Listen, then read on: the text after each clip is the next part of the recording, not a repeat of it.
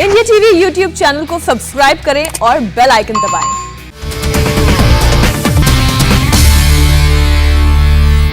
और इस वक्त की बड़ी खबर बता दें, थोड़ी देर पहले ही अहमद मसूद ने ऑडियो मैसेज जारी किया है। अहमद मसूद ने अफगानिस्तान के लोगों से तालिबान के खिलाफ जंग छेड़ने की अपील की है। अहमद मसूद ने ऑडियो मैसेज में कहा, तालिबान के खिलाफ हम अपनी लड़ाई जारी रखेंगे।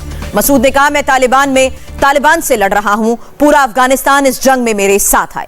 पंजशीर में तालिबान के खिलाफ लड़ रहे विरोधी फौज को अहमद मसूद लीड कर रहे हैं और आज तालिबान ने पंजशीर पर कब्जे का भी दावा किया है। अहमद मसूद ने यह भी कहा कि पंजशीर में अकेले तालिबान नहीं, पाकिस्तान भी जंग लड़ रहा था। एक बार फिर से बता दें, अहमद मसूद का यह ऑडियो टेप सामने आया है और इस ऑडियो टेप में कही गई बड़ी बात हम इस वक्त आपको बता रहे हैं। अहमद मसूद का यह दावा है कि अफगानिस्तान के लोग हमारे साथ हैं। पंजशीर पर पाकिस्तान भी लड़ाई लड़ रहा था और अहमद मसूद ने यह भी कहा कि पंजशीर में अकेले तालिबान नहीं बल्कि पाकिस्तान भी लड़ाई लड़ रहा था और पंजशीर पर कब्जे का जो दावा किया गया है उसके बाद यह ऑडियो सामने आया है। और एक बार फिर से बता दें, अफगानिस्तान से यह बड़ी खबर है जहां अहमद मसूद ने ऑडियो मैसेज जारी किया है और अफगानिस्तान के लोगों से तालिबान के खिलाफ जंग छेड़ने की अपील की है। और अब बात घरेलू पॉलिटिक्स की। किसान आंदोलन का गलत फोटो ट्वीट कर आज फिर से फंस गए हैं राहुल गांधी। राहुल गांधी ने इससे साल 5 फरवरी को शामली में महापंचायत की तस्वीर अपने ट्विटर हैंडल से शेयर की है और लिखा है, डटा है, निडर है, इधर है भाग्य विधाता। यह फोटो शेयर होने के कुछ ही देर बाद बीजेपी प्रवक्ता संबित पात्रा ने प्रेस कॉन्फ्रेंस की और कहा कि राहुल ने किसान आंदोलन की पुरानी तस्वीर शेयर कर दी है। राहुल हमेशा भ्रम फैलाने की राजनीति करते हैं और एक बार फिर से उन्होंने यही काम किया है। आज फिर से एक बार राहुल गांधी जी ने भ्रम की राजनीति की है। राहुल गांधी जी यूं तो जमीन पर उतरकर राजनीति करते नहीं हैं, किंतु ट्विटर पे सक्रिय रूप से भ्रम की राजनीति करते रहते हैं। आज भी उन्होंने एक ट्वीट करके एक पुराने फोटो को आज का फोटो दिखाने का कोशिश किया है।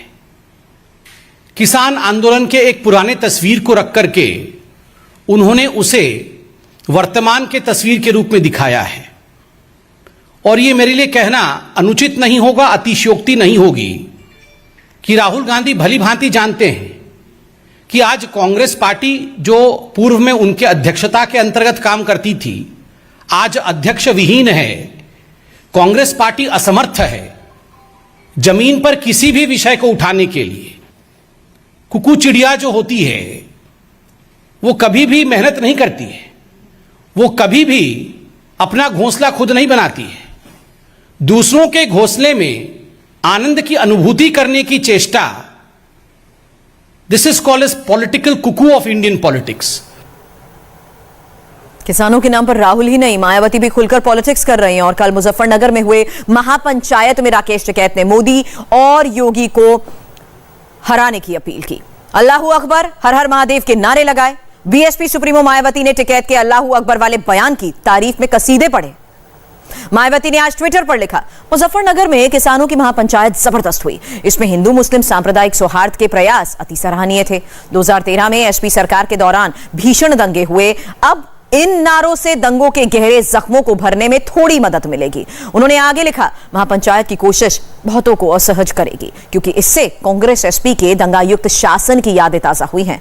बहन जी ने बीजेपी को भी टारगेट करते हुए लिखा कि सांप्रदायिक सौहार्द के नारों से बीजेपी की जमीन खिसकी है। झारखंड के बाद अब महाराष्ट्र में नमाज पर नई सियासत शुरू हो गई है। ओवैसी के एआईएमआईएम और समाजवादी पार्टी नमाज पढ़ने के लिए अलग रूम मुहैया कराने की मांग कर रही है। इन दलों की मांग है कि महाराष्ट्र विधानसभा में एक अलग रूम मिले ताकि मुस्लिम विधायक और विधानसभा के मुस्लिम कर्मचारी नमाज पढ़ सकें। महाराष्ट्र के सरकारी दफ्तरों में भी नमाज के लिए अलग से रूम का इंतजाम किया जाए। बीजेपी ने इस मांग का विरोध किया है और कहा है कि लोकतंत्र के मंदिर को लोकतंत्र का ही मंदिर रहने दिया जाए। यहां नमाज पढ़ने के लिए अलग रूम की कोई जरूरत नहीं है।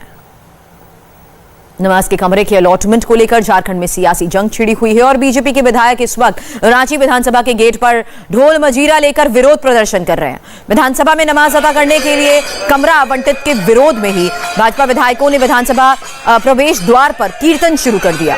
ढोलझाल के साथ ही बीजेपी विधायकों ने नायब तरीके से विरोध प्रदर्शन किया। जमकर जय श्री राम के नारे भी लगाए, हरे राम हरे कृष्ण का भजन करते हुए नजर आए। इस दौरान बीजेपी नेता बिरंची नारायण ने कहा कि जब विधानसभा में नमाज अदा करने के लिए जगह दी जा सकती है तो मंदिर क्यों नहीं बन सकता।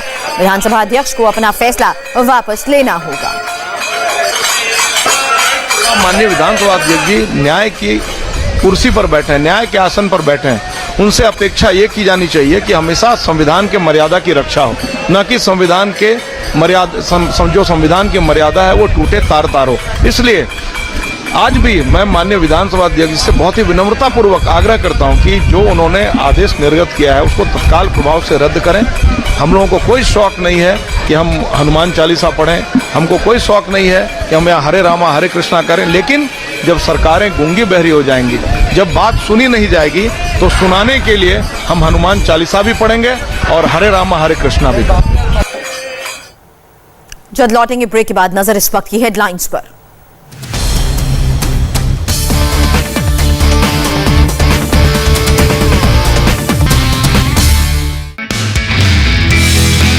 नमस्ते, मैं हूं मीनाक्षी जोशी। वीडियो और खबरों से अपडेट रहने के लिए India TV YouTube channel subscribe करें, बेल आइकन दबाना ना भूलें। जुड़े रहें इंडिया टीवी के साथ।